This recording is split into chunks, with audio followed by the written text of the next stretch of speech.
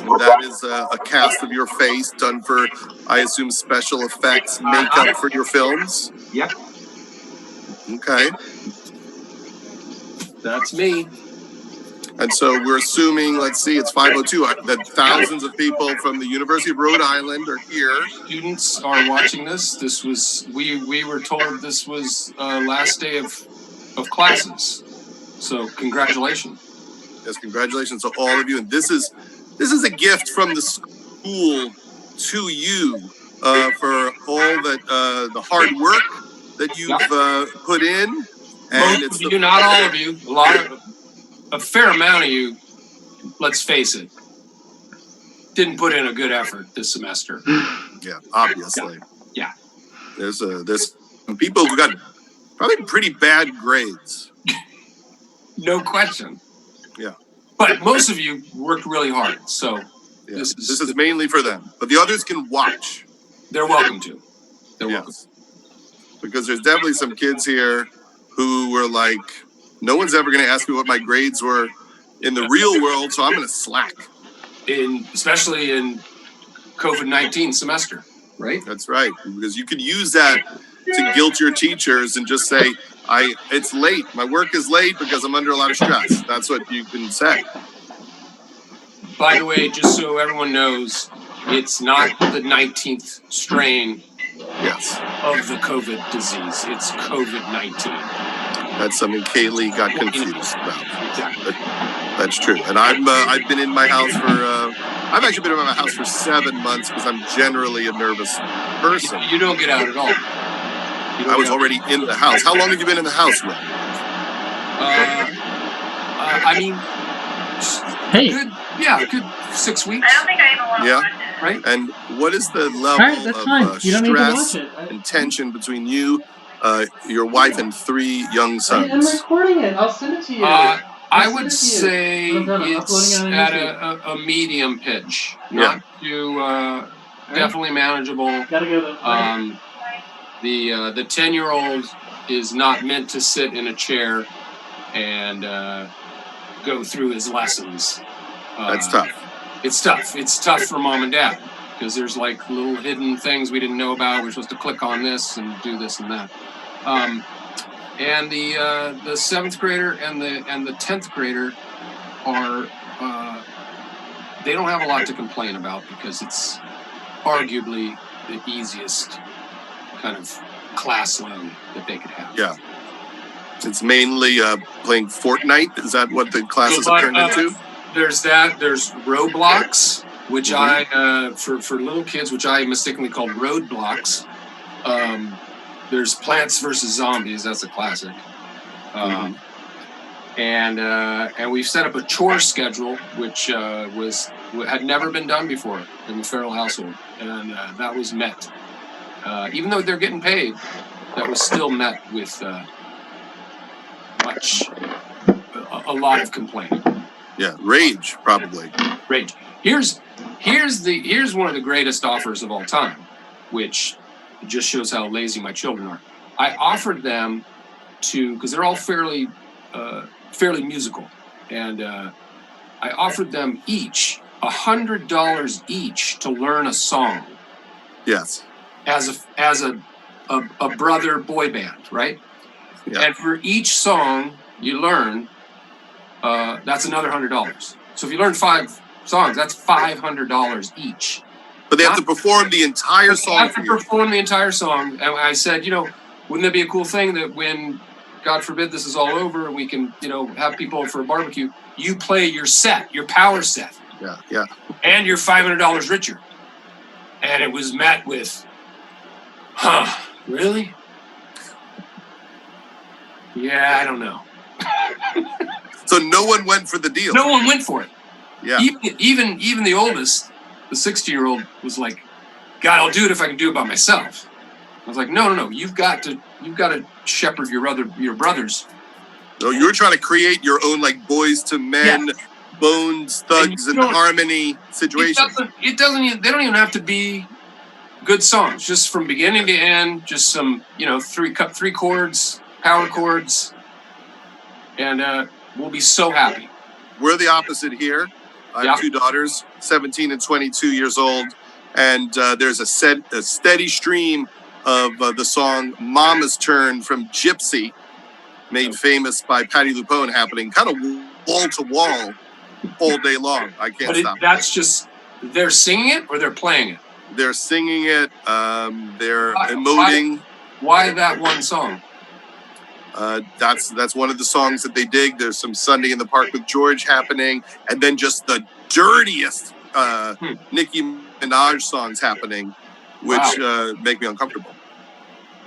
Yeah, no, we're under a deluge of fart and penis humor. Yeah, well, that's good. You know what's a great fart joke? Is to fart from a distance. No one ever does that joke. You know, like the whole family's eating dinner and you're all the way down the hall, and then you fart from a great distance, and then they're all like, "Dad!" And the farther away where they can hear it, I think the funnier it is. Although, can I tell you what just happened? I won't even tell you. Everything that happens in this house is a humiliation. I was in the bathroom. I don't know if you can say pooping, but I will say it. And I looked out the window and I saw my daughter on the phone, and like the window was open, but she didn't see me yet. So I dove on the ground, put my back up against the wall to not be spotted.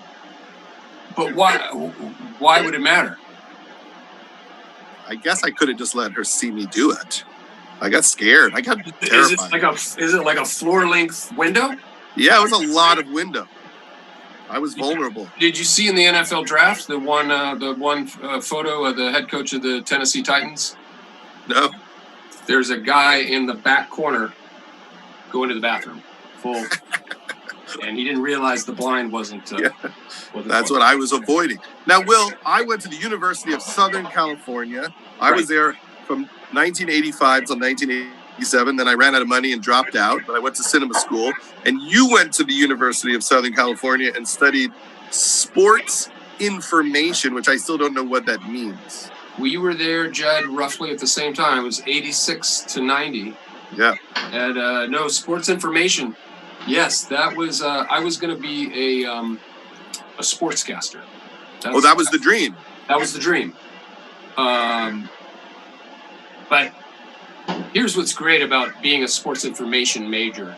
They only offered the major, I think, for 5 years. Yes. Because it was too hard. Yeah. They got rid of the major. And I remember seeing kids at USC. There was a fair amount of kids who wanted to be like Marv Alberts, and you would see them walking around campus kind of dressed and looking like Bob Costas and Marv Albert. It'd be amongst those kids, and then the rest of the class would be athletes. Yes. So, but yeah, that was going to be. I was going to be on a guy on Sports Center. I think.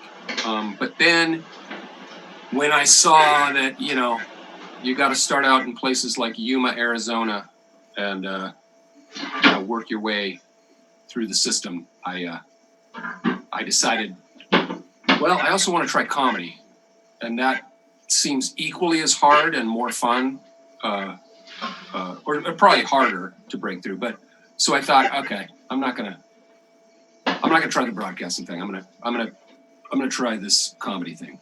And so you're in college and you hadn't done any comedy. No comedy other than entertaining my fraternity brothers on occasion. I hadn't done any comedy. I'd gone and seen a show at the I think the spring semester of senior year. I'd seen a show at the Groundlings Theater on Melrose in Hollywood, which is the kind of jumping off place for everyone from Phil Hartman to Lisa Kudrow to John Lovitz to Lorraine Newman from the original Saturday Night Live cast to Conan O'Brien. Tons of actors and writers have come through their school, and I watched one of their shows and saw in the lobby afterwards they had a school that you could audition for and go through, and I thought, oh, that looks like that would be fun. But did you get Saturday Night Live a year and a half after starting Groundlings? Is that the timing of it? No. But it was still, from the time I took my first class until, it was still only 3 years. That's crazy. Yeah. Isn't it? It's pretty quick. Yeah. And why were you not, and I think this generally of you, but why weren't you terrified? Like, where did your young confidence as a performer come from? Like, was it always there? Was there ever a period for you where you were just scared shitless and you got over it? Or were you always cocky? No, I had the best conversation with my dad, who's a musician, a lifelong musician, is not really playing much anymore. He's 77 years old, but he had just kind of an incredible career without making it, and yet still being a working musician, which is so hard to do. But he played with the Righteous Brothers on and off for 20 years, and he'd played in Vegas, and he'd had his own bands and this and that. So he knew, he'd seen enough of the big time, so to speak. And I just said to him, we went to lunch one day, and I said, I think I'm going to try this comedy thing. I think I'm going to give it a shot. Do you have any advice? And he said, his big pep talk to me was, you know what? I think you're really I think you have the skill, but it takes a lot of luck. And if it was just based on skill, I wouldn't worry. But just remember, it takes a lot of luck. And if you don't make it, don't worry about it. You can just try something else. So it wasn't like you can do it. I'm behind. It was like basically like, don't worry if you fail, and because it's a crapshoot anyway. And so from that point on, I was like, oh, I'm just playing the lottery here, so I might as well just go have fun and in that, at the same time, I was just trying to do everything from the Groundlings to those crazy Largo shows that would go on, in LA, and just any stand-up comedy. I tried to just throw as many darts against the dartboard as I could. So you weren't like freaked out about not making it. I know that when I started, I felt like we were all delusional that we would make it. And there was some youthful madness. Like, how would we not make it? I don't even see how that could happen. I was like, this is probably not going to happen. I can always be a substitute school teacher, and that took the pressure off of you. And that in a weird way. Exactly. That in a weird way. It made it feel like a game as opposed to I've got to cut to the most nervous moment, though, I ever had, where I was going to shit my pants, was that first night of the first episode of SNL for our brand cast. And I was the first actor to be, I got to say the first lines of whatever that first show, I think it was Muriel Hemingway was our host, because that's all we could get. Nothing, if there are huge Muriel Hemingway fans watching this, and I know probably 30% of the audience are. But it was the premiere episode. It was the premiere episode. He's more of like a third episode in host. We went from Nicolas Cage to Muriel Hemingway. But that moment was the moment where I was like, oh, shoot, this is the thing you'd always dreamed about doing. You're about to do it. Your mom is in the audience. She's brought her friends. You have, everyone back at your old theater is watching. And the moment hit me. And sure enough, if you were to pull up that first episode, I flubbed. The first thing I ever say on the show, I flubbed. Yeah, you would have to. By the way, Will, I forgot they told me to tell all the students. One, that the Student Activities Committee put this on. I forgot the exact name. Let's make one up. The Arts and Entertainment Committee, Coffee House Concert Entertainment people. And they also said, don't record this or someone will destroy you. Right. So you can't record this. Also, I could say several things that would end my career, which I do often. But Will, what you auditioned with a sketch that you did on Saturday Night Live later. So you had a sketch of the Groundlings, which was you yelling at a child that we do not see to get off the shed. Right. And you did that as your audition for Lauren, which is weird because there's not many people in the room. And then they put it on the first episode. Right. So at least you got to scream in your first sketch. Yes. Yeah. That helped, I would assume. That helped. Well, that was actually my set because I was part of the cold open. Yeah. And that's where I flubbed the line. And then the first sketch up was the barbecue dad yelling at his kids to get off the shed. So yeah, I had a lot of, I was able to really let loose. Now, for the kids who have not seen that sketch, can you explain what it is? Because it's weird that this premise, this very simple premise, is what launched everything for you. Yeah, it's basically just a benign backyard barbecue with suburban people talking about everything from their jobs to playing golf. And the build of the sketch is that I just keep looking off camera and say, I keep going, hey, why don't you be a bud and get off that shed, okay? Can you do that for me?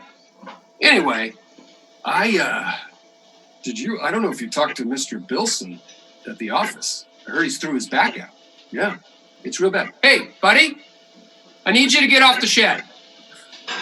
Please? I don't want to have to ask you again. So, yeah, he said he was sidelined for about 3 weeks. Yeah, it hurt real bad. Get off the shed!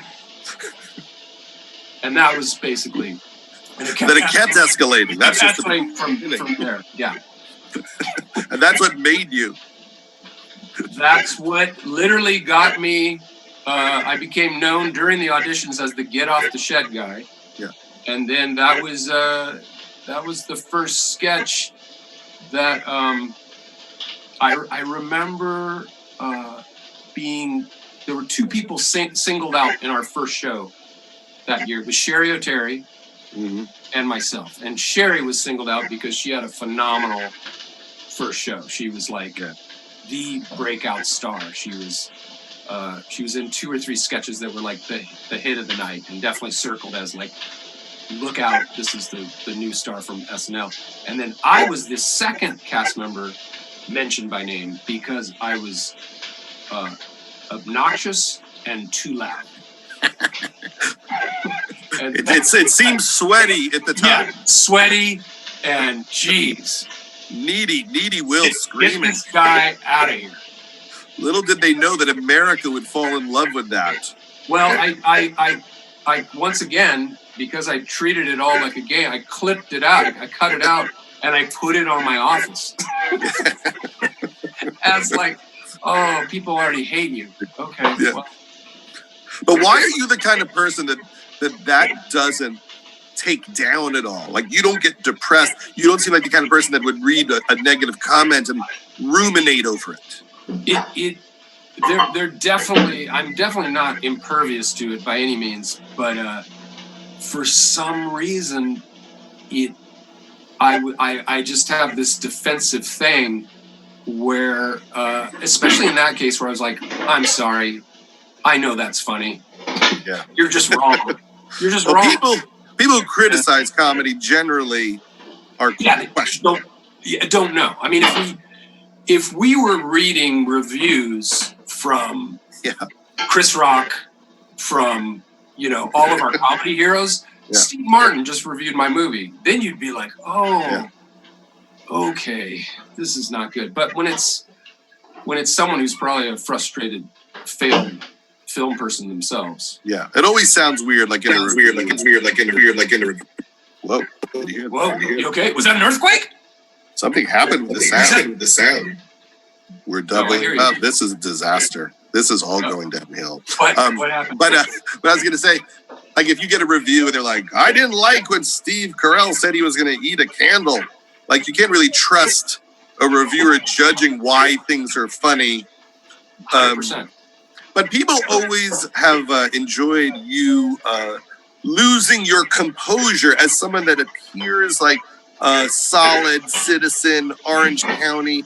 maybe scenes like he'll be bland and then just fully cracking like the movie Falling Down. Is that something that you understood as being funny about you, like even in high school, like I'm funny when I just lose my mind, or you realize it later? Well, I think it was the way I made my friends laugh, is that I would, we'd go out into public, and looking like the normal kind of guy next door, I would behave oddly and do strange things, and get the best reaction, and I knew it was cracking them up, and that kind of registered with me as something I could go to, and it was, and I don't know why it was fun to get that reaction from people that way, but it's yeah. You've also there's like a genre of Will Ferrell comedy that's like the weird stuff, right? So there's like some of the stuff is less weird, but like there's that Best of Will Ferrell Part 2, the DVD of that. And it's clear that you picked the sketches, and it's more like the Neil Diamond stuff and the Robert Goulet. I don't know if that had you with the Speedo, which was the American flag at the office meeting. How do you divide, like, in your own mind, the type of comedy that really amuses you? I mean, I think it would, especially as it pertains to Saturday Night Live, there were sketches that were classified as a 10-to-1 sketch, which meant that at 10 minutes to 1, it's basically the last sketch of the night. Usually the weirder stuff was saved until the end of the show, and I always relished trying to write those 10-to-1 sketches, and that was, that just, I mean, I as much fun as I had doing the cheerleaders and the more poppier things, I've always had weird thoughts pop into my head. Just even the notion of driving along and listening to Don't Fear the Reaper by Blue Oyster Cult and hearing the faint sound of a cowbell. I don't know how long I had that idea, and I remember the first time I heard that song, for some reason I focused on the cowbell, and I immediately thought, what's that guy's life like? What does he ever get to hang out? Does he is he the sad weirdo who's trying to be a part of the group? It really appeals to me, and I've always indulged those thoughts when I had the opportunity. I mean, James Lipton was one that I find endlessly hilarious. You met James Lipton. You were telling me a funny story about how he always wanted you on Inside the Actor Studio, and you never would do it. Well, James, what's crazy about James Lipton? Sorry, my phone keeps going off here. You're popular. I'm popular. I'm blowing up. What's so funny? I've been watching Inside the Actor Studio, and I was a fan of the show, and I was thinking this would be a fun character to play, and but I hadn't written anything as of yet, and we were rehearsing, and one of the NBC pages at the show said, Bill Murray's on the phone for you. I'm like, really? He's like, yeah, he's waiting on, okay. So I ran to the page desk, which is right outside Studio 8H, and it's Bill Murray. It really is Bill Murray. And he goes, hey, how you doing? I was like, oh, good. How are you, Bill? And I think we've only talked 2 other times prior to that. He's like, you know who you should play is that host of Inside the Actor Studio. You should play James Lipton. I was like, that's so weird you're saying that. I was literally thinking that myself. And he's like, yeah. All right, take it easy. Click. So now I was like, oh, I have to write the sketch because Bill Murray told me I better write it. And then that kind of led to this funny relationship with James Lipton. Yeah. He's aggressive. he loves it that the show took an enormous time to shoot. Like when I did the show, he was like, "We kept Spielberg here for 5 hours." Well, how long? You were there for at least 3 hours, I would imagine, right? Yeah. It was a very long taping. When you look back at Saturday Night Live now, and the time that I did a part of his show where I interviewed him as himself, and he came in. We did the hair and makeup there at the actor's studio there in the dressing room, and I thought he was just going to come and check in and say hi, and like, when you're done, we'll start. He stood behind me the whole time. 40 minutes it takes to put on all this stuff. He's like, "The transformation has begun. I'm looking at you. You're looking at me. As you become me. Marvelous." And and you don't really know what to. You just go, yeah, I know. It's pretty. These guys are really talented. It's got to always be weird when you meet the person that you've created this like demented, interpretation of who they are. Who else did you meet that you had a really screwed up impression of that you had to then deal with face to face? Well, that was President Bush. I actually met him. But this is when he was still governor. He was during the campaign. Yeah. And he was at the show. They had gotten both Al Gore and him to pre-tape a kind of an opening piece for like a political sketch package type show of all the political sketches over the years. And they called me in. They said the Governor Bush is a huge fan. He'd love to meet you. I was like, okay, are you sure? And they're like, yeah, he would love. And I walk into the studio, and it's the massive press. It's 100 photographers and everything. Yeah. And no one from Saturday Night Live is like making the introduction. Someone just pushes me and goes, "Go in there, say hi." And I walk in and I startle him, and he. Are you dressed as George Bush at this moment? No. I'm just. I think I literally had a weird beard on from another sketch we were rehearsing, and I can tell he doesn't know that it's me that plays him, and it was just. Yeah, it was just awkward. Yeah. Did you enjoy playing George Bush? Because you did a Broadway show that you wrote where you did George Bush for months. I ended up thinking I will only do this impersonation for maybe half of the year, and you probably won't win the election. To then, I did not think I would be playing him, and then I enjoyed it, but I really enjoyed getting a second chance to kind of like live in the character, doing 8 shows a week. Even though that's one of the scarier things I've ever done, but that was kind of an amazing experience to get to do basically a satirical commentary on his presidency. And our opening night of previews was the 20th, was the inauguration day, and so it was still visceral, the New York crowd in terms of their reaction to what I would say. And there were moments when they would just yell things out at me because they wanted to have a conversation with him. Yeah. With that. What happened? Yeah. Or, and I would end up improvising with the audience, which was sometimes didn't really go anywhere. And other times it was kind of amazing. Because with George Bush, a lot of the character was like, we're not sure if he's smart or dumb.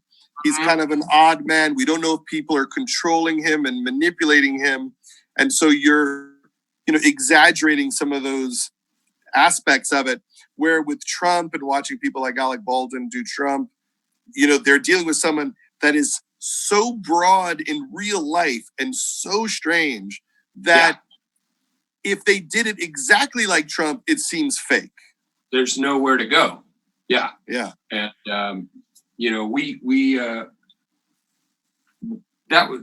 it was fun to hear his thoughts and, have him wax poetic about, the fictitious upbringing I wrote, at times. I mean, we wove in the real facts with made up stuff, and but it was that was every night I would stand backstage going, why did I agree to do this? This is terrifying. And by the end of the night, I was so happy every night that I was like, oh, it's so much fun. Did politicians come to see the show and say hi afterwards? I'm trying to remember. Yeah, a few. It was a cross section. There was we would always end the last chunk of the show was an improvised moment where, because Bush was famous for giving nicknames to everyone, and so we'd bring the house lights up, and I would say, okay, raise your hand and tell me what you do and what's your name and your profession. I'll give you a nickname. And so I'd go through the entire crowd and give people nicknames. And I would look out into the house, and it was just amazing the people I would see. There was one guy, once I was looking out and I saw a guy sitting there, and I was like, God, do I call on that guy? That guy looks exactly like Sting in a fisherman's sweater with a beard.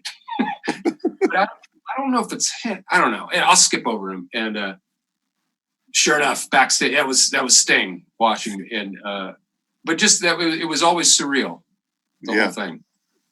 And so when you look back at your time at SNL, what are the first things that pop in your head, like, that just make you so thrilled that they happen? Like getting to hang out with somebody, or a performance moment with somebody? Are there certain things that are like the first thoughts of, like, I can't believe I got to, do the hot tub sketch with Jim Carrey, or, watch a certain person perform? I mean, it's hard to kind of sum it all, because there are so many of those moments. And I just remember thinking, this will be the hardest and yet most fun job you'll ever have. Because you just live, how it works there. You just basically live there, and you're these, dumb little ideas you may have on a Monday and Tuesday actually have a chance to be on national television on Saturday. And I was always amazed at the fact that the show is still put on, that it's a live show, that you have 100 people running around changing sets and wardrobe, and that I just never, it never grew old to me that I was getting to work on live television. And so that was almost more the spectacle of it for me, because week in and week out, you're meeting someone crazy, and I can't believe I'm hanging out with Tom Hanks, or I can't believe I'm in a meeting by myself with Lorne Michaels and Steve Martin, and I literally don't know what to say. I'm just sitting there hoping they will do all the talking. So there are just a crazy amount. So then, at some point, you're Judd, just checking in. We may want to go to Q&A soon. Okay, we're going to do some questions here. Let's see. Let's see. I'm looking through your questions, people. Do you know how to do it? I do. I figured it out. Let's see. This is a kombucha, by the way. I'm just letting everyone know. Yeah, you got to be healthy. I didn't have to. So now, Will, I guess one of the questions here. What is that? It's an eye patch. You just wear that sometimes? Well, sometimes for a Zoom. It's funny to throw an eye patch on every now and then. Gives people a little laugh. So there's a lot of questions about Anchorman. Now, that was the first movie that you wrote, and in a lot of your movies, you like playing, let's say, ignorant people who are cocky, who think they're smart, and in a lot of ways, those movies, like Talladega Nights and Anchorman, they're political, they're satire. but through the lens of, some like a dumb, arrogant guy. What is it about like a Ron Burgundy guy that attracts you? How did you come to want to write about that?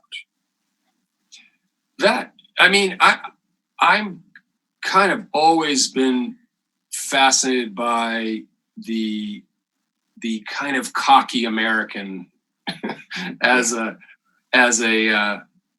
character in a way. Because I think, in the height of, the 1980 Olympics, Miracle on Ice, USA, we're number one. I was the kid who was like, are we number one? I don't know. I don't know if we are. And I think it's just always been fascinating to kind of knock those people down a peg, just because we can do it. It's what's great about being in this country at the same time. As it pertains to Anchorman, that was just funny watching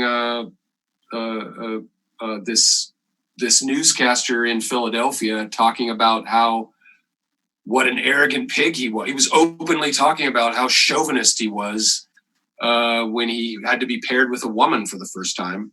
And I thought, that's just a great setting for a comedy.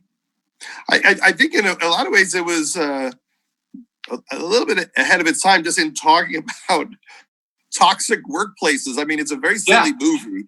It's hilarious.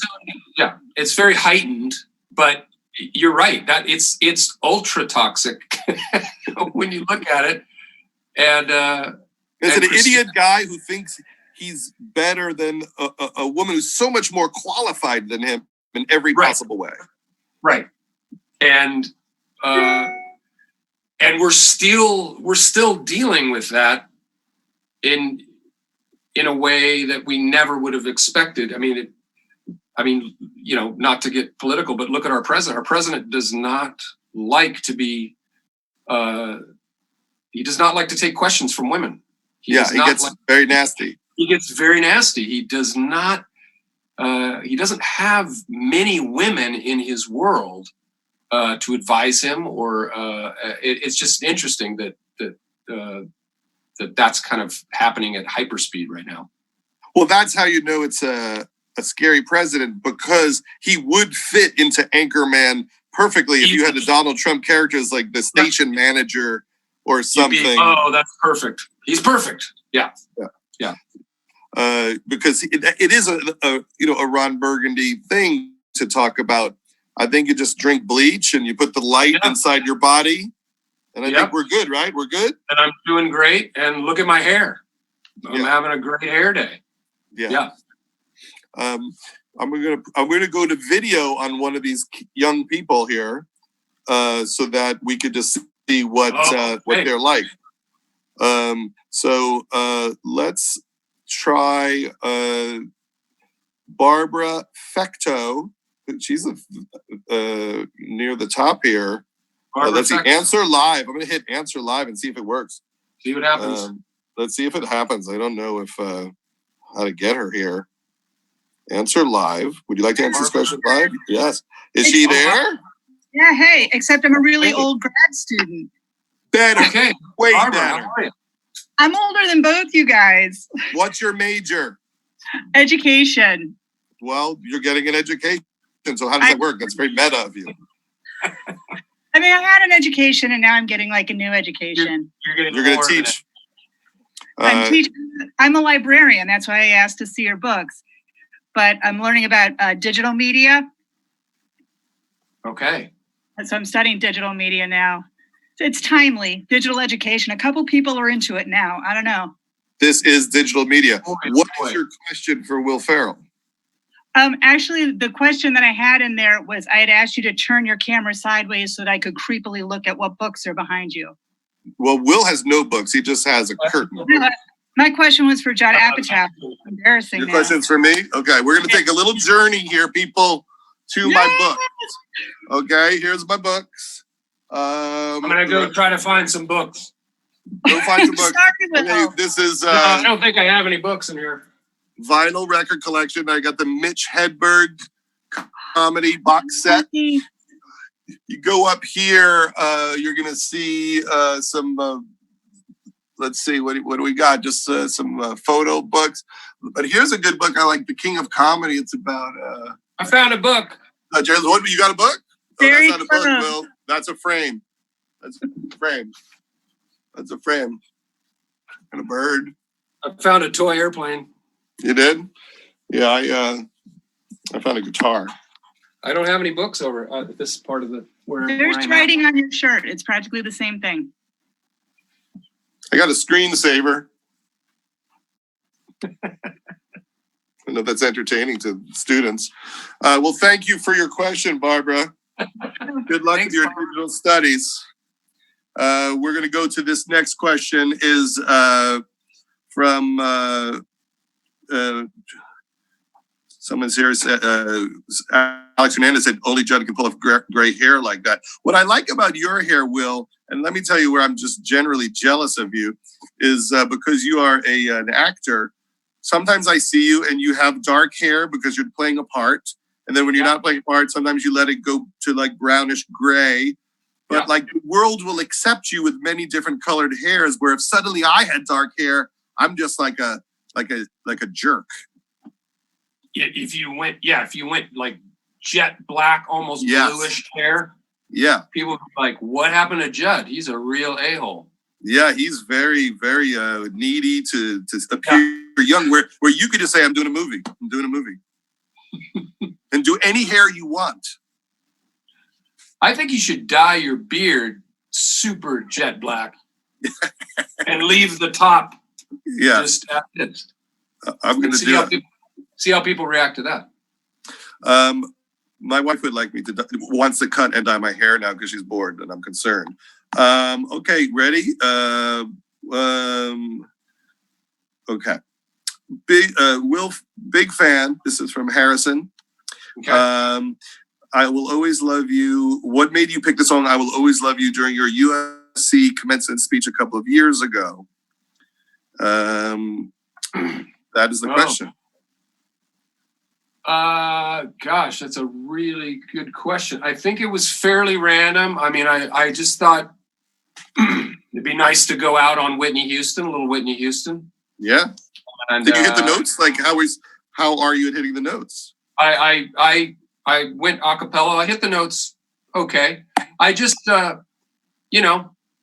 from that moment from The Bodyguard, I thought this is a great way to finish a commencement speech. Someone here says, let's answer live. Keegan Hart. I'm trying to make them come live. Keegan Hart, right up top. Let's see if they can make him appear. Keegan Hart, are you there? We don't know if Keegan Hart's coming. We don't know. Will, what do you about spell that? Is that with a C? He's right. He's right at the top. Keegan Hart, with a K. What happened? Actually, pull anybody up that you just pull someone up. Well, we could do a, just anyone who you have, we'll talk to. Grab bag. Just grab bag it. Let's just spin the wheel. Oh boy, Keegan Hart. Oh, there's here. Keegan Hart. Hello, Keegan Hart. Is that Keegan? This is literally making my whole life. Keegan, this is why we're here. Where are you, Keegan? I am in West Kingston, Rhode Island. Oh my gosh. And so do you have a question for Will? I want to know how you got your Navarro t-shirt. Oh yes, my Navarro cheer. You've noticed. Yeah. Yes. Are you a cheerleader by any chance? Sorry, can you say that again? My volume just shut off. Are you a cheer person? I'm not, but I squad? loved the Netflix show. I did too. No, I just was a fan of the show, and I thought, I would love a Navarro. So I ordered it off the internet. I love it. Yeah. I didn't like the part I didn't like about that show is how they treated the Tigers. I know, so horrible. I tend to agree. It's hard. I mean, to put tigers in a pyramid like that and flip them around is it's not just fair to crazy. the animals. It's not fair to the animals. It's not. It's not.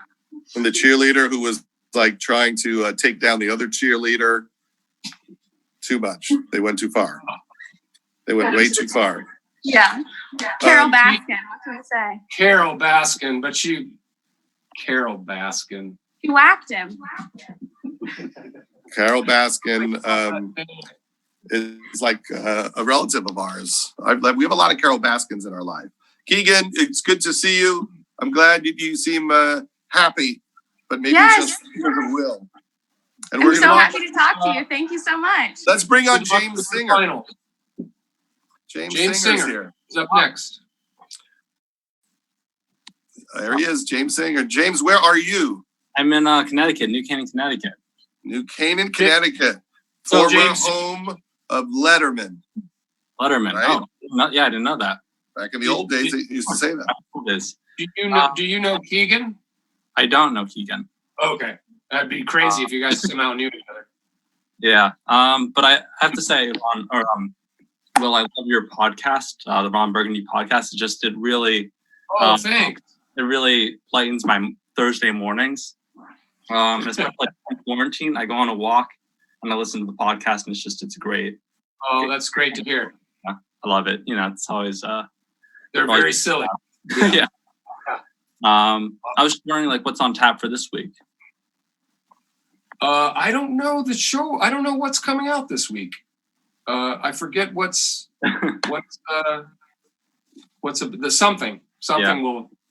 something will appear. I guess, yeah. Also, besides working on the podcast, what else? What else are you working on right now?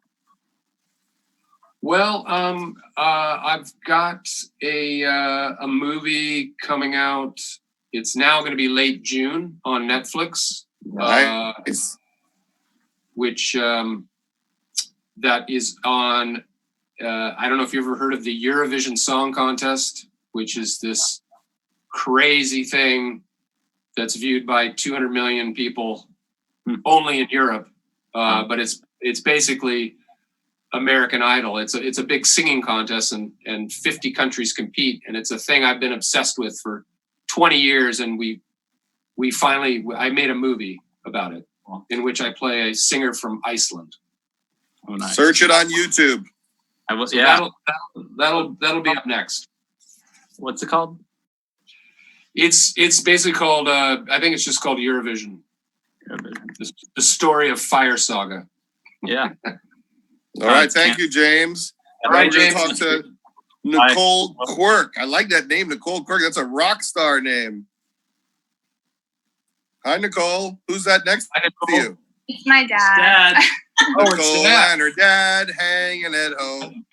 How are you guys getting along during this period of human history? Yeah, have you guys been fighting? No fighting in here, but we're going a little crazy. But What's most irritating about your father? What's most irritating? he doesn't like to clean anything. Really? Oh, He's supposed to yell at you to clean. I know. Me and my mom do everything. Oh, that is terrible. You know what you should do? Do a cleaning strike. Tomorrow, nothing. Clean nothing. See how long he lasts. Sounds good to me. I will. Yeah. What is your question for Will? I wanted to ask if you could do a brief commencement speech for us. Oh yeah, they need a little. Yes, I am. They don't have their normal graduation, Will. So what you say to them right now is all they're gonna get. I would just say, Nicole and your fellow Rams, right? You guys are the Rams, right? Yes. Yeah. Okay. You are about to go on a journey, and remember, reach for the stars. That's not helpful information, Will. That doesn't help at all. Well, that's all I got. I'm sorry. Thank you. Hey, I got to do 200 of these. I got to knock them out. I have all these universities I have to give speeches. I love that. Thank you. Thank you, Nicole. Very low standards, Nicole. Thank you. All right, we have Alexa. Knock him out. Oh my God, I'm writing a message. Alexa, are you there? Alexa. What? Huh? Oh my God! Hello? Alexa's freaking out. Alexa, I can't We see you, but I hear we your can't see scream. you. I'm coming in. There you There are. we go. Alexa, how do you pronounce your last name? Some of the kids are not sober while watching this, Will. Yes, we are. How much, how do you pronounce your last name? It's Rahab. It's Syrian. I'm 12.5% Syrian, but the rest I is see. Italian. But people make a lot of rehab jokes to you. Oh my God, you don't even know. I'm sure. Yeah. Rehab, Don't even- Rahab, never Rahab. It would be better if there was a Y in it. You should change it. You should change it. I know. I tried to, but my grandpa got pissed at me. Yeah, they do. Now, what is your question for Will? We had a group question. Do you mind if I take a second? Yeah, take a lot of time. There's only 3,000 people waiting on you, Alexa. It's the only Okay, he has a question. Okay, who is he? That's Derek. That's Derek? Yeah. That's Well, like I the just wanted to scariest know. guy to reveal. Yeah. Yeah, that's not who I thought you would reveal. I didn't think Derek would be there. That's okay. I just gave him the phone because my phone was about to die. Why is Derek in your home? He's just a friend. Look, I have a lot of friends. He's Oh just my hanging out. Oh, yeah. gosh. There's no social everyone. distancing happening in this home, Will. Oh no, This is a violation. We're all 6 feet away. What? Where are yeah, you? they all live here. My question is, what was your favorite movie to be a part of? My Terrible favorite question. movie. Oh. Your favorite movie to be a part of, Will? My favorite movie to be a part of. I think they made him go away because their sound was weird and Derek was causing a problem. Alexa, if you're still listening, I'll answer it still for the group. Yes. I would have to say I always go back to the experience we had on Anchorman because that was such an arduous journey to get it made, number one. And number two, it was so much fun because we were just really goofing around without. Yes. I don't know. It felt like, gosh, we may never make another movie, so let's just go for it. But it's always shocking when something feels like it's working, isn't it? Like where everyone's character's making everyone laugh, and we're like, I think this kind of is playing. But then we still had a lot. I mean, Judd, you had to totally help us out in that whole reshoot stuff. I mean, we had a lot of work that you forget about. Well, we threw out about 50% of the movie. We tested the movie, and you're supposed to. It's out of 100. How many people out of 100% say they like it? Like very much or a ton. And it was a 55. And we threw out about half the movie and reshot. All the stuff with the bears was not in the movie. Yeah. So that's kind of miraculous that all worked out. I saw Sage and then we lost Sage. Sage Dubrowski is here. We'll bring back Sage. They were giving us privacy, Will. Hi. Hi, Sage, where are you? Hi, Sage. I'm in Narragansett, Rhode Island right now. You're okay. Everyone is staying close in Rhode Island. Yep. You have a lot of cords plugged into that socket behind you. Is that a fire hazard? This is a very old cabin that I'm living in right now. I think you're in danger, honestly. What are you going to do after? Are you graduating or you're just... Yeah, I am graduating, actually. Very sad graduation. I was just joking with my family that I didn't want to walk and deal with all of that, and then it got canceled anyways. And so there's no ceremony, although maybe down the line they'll bring you all back. You caused all of this. I know, it's all my fault. I jinxed it. I'm sorry, everybody. And so what is your question for Will? What was your experience in the Step Brothers movie? Did you love it? Was it like, at what point in your career did you do that? That was another, kind of project that was pure joy. I'm trying to remember. It was after Talladega Nights, and we had such a good time working with John C. Reilly that we thought, gosh, let's think of another thing to do. And yeah, that was a crazy funny movie. That was, every day was a lot of fun. I think that's everyone's favorite. Do you get that sense, Will, that that's the one people mention the most? Yeah, I think it ebbs and flows, but yeah, consistently speaking, that one kind of gets the most comments. Like I moved my daughter's bed the other day. She wanted to put it on a different side of the room, and she said, "Great, now I have more room for activity." Yes. Now, during this time, Will, as a person that tries to make people laugh and make movies, and sometimes you wonder what the point of it all is because it's just a weird life. But you do find that people watching, especially silly movies, is really helping them get through a tough time with a lot of isolation, and they need need some big laughs. They need a break, and I definitely got the sense of like, oh, I guess it was worth it to create all of this weird stuff. Is that how you feel? I think it's. I'm fortunate enough that people a lot of times will bring that up. Just thanks for making me laugh, and I'm like, okay, you're welcome. I'll try to keep it up. I'll try to stay relevant.